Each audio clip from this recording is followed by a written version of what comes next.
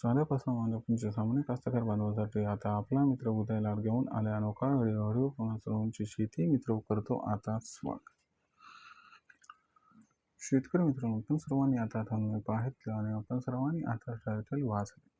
तो कांदा उत्पादक कास्तकार बांधव आहे त्यांच्यासाठी सध्याचा हा लाख मोलाचा व्हिडिओ, त्यांच्यासाठी सध्याची ही लाख मोलाची माहिती.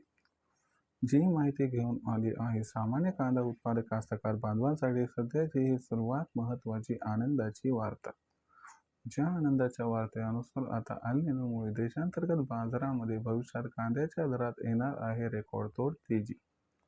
पण जो कांदा उत्पादक कास्तकार बांधव आहे तो मात्र सध्याच्या कंडिशनला विचारायला लागलाय की अल निनो इथून पुढे देशांतर्गत बाजारामध्ये कधी व कशा पद्धतीने येऊ शकते कांद्याच्या दरात रेकॉर्डतोड तेजी.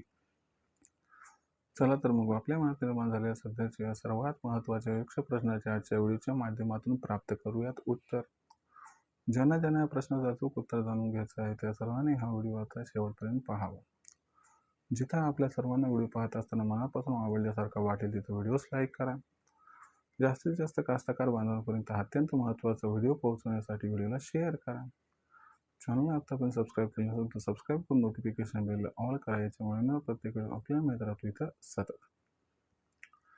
जो कांदा उत्पादक कास्तकार बांधव आहे त्यांच्यासाठी सध्याची ही सर्वात महत्त्वाची आनंदाची वार्ता.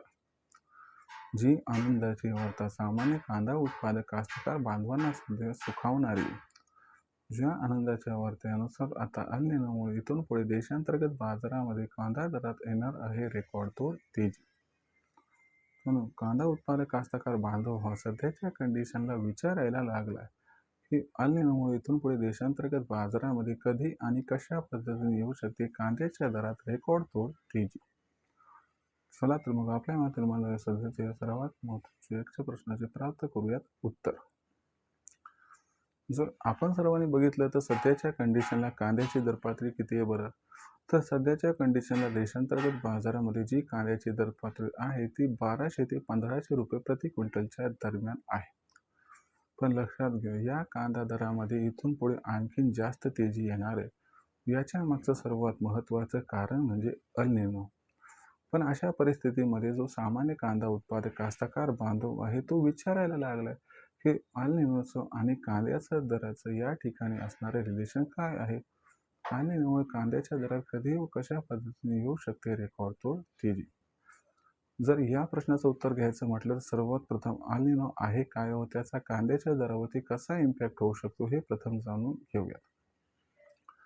तर मित्रांनो, अल निनो अशा परिस्थितीत म्हणतात की जेव्हा संपूर्ण ठिकाणी पाऊस काळ हा कमी होण्याची शक्यता असते. जर आपल्या राज्याचा व पूर्ण देशाचा विचार केला तर यंदाच्या वर्षी अल निनोचं वर्ष आहे. अल निनोचं वर्ष असल्यामुळे जून ते सप्टेंबर महिन्यात पूर्ण भारतवर्षामध्ये पाऊस काळ हा कमी कोसळणार आणि हा जो पाऊस काळ आहे तो कमी कोसळल्यामुळे आपल्या सर्वांना खरीप आणि रब्बीचं कांदा उत्पादन हे कमी होताना दिसणार आहे. याच्यामुळे भविष्यात कांद्याची मागणी आणि कांद्याचा पुरवठा याच्यामध्ये गॅप दिसणार आहे आणि हा जो गॅप असणार आहे हा गॅप कांद्याच्या दराला 100% प्रचंड तेजी प्रदान करणार. आता हे झालं भविष्याचं. पण सध्या परिस्थिती काय, तर जून महिना सुरू झालाय. आपण सध्याच्या कंडिशनला तिसऱ्या आठवड्यात आलो आहोत. यंदाच्या वर्षी जी अर्ली खरीपची असणारी कांदा लागवड आहे ती जवळपास 25 ते 30% घटली आहे आणि जी नॉर्मल खरीपची लागवड आहे ती सुरू आहे आणि ही सुद्धा जवळपास 20 ते 25% घटण्याची शक्यता दिसायली.